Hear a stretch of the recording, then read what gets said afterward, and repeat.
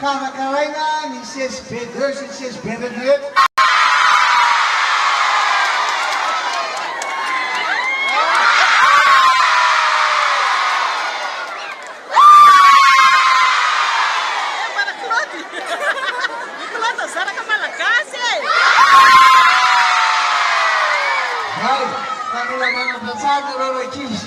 Rehefa maya tsy very mandeha mihitsy rehefa may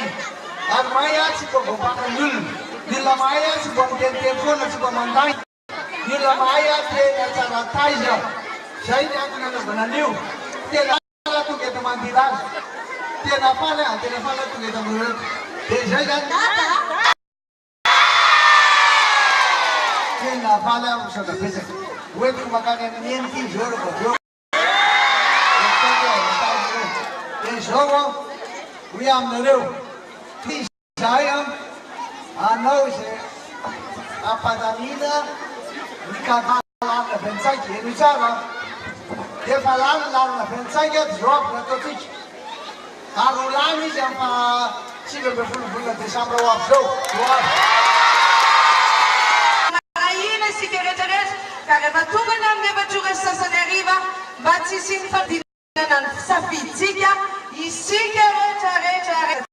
zakanavaka marahina mandeha ny bureau de vote hoentina vilany na vilia na patsy na fourchette zay manenoneny rehetrarehetra fa manomboka ny fety anisa vato amizay tsika azava ho azy fa landada tena azahotsika antona nefa fa lany ny dada dia asitsika ambiance ka izaka zay miantso hoe 25 dia hotsika hoe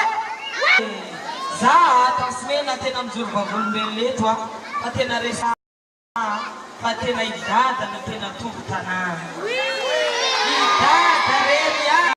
tsy safatsy izy ihany no mavita manala antsika malagasy rehetra anatin'ny fahandrisana ok ono a misy an'ira tombo tanàna avy eo aminareo nefandefa ina misy zao a anatan'izao a ataontsika le hira le tombo tanàna somary misy version vaovao kely ho an'ny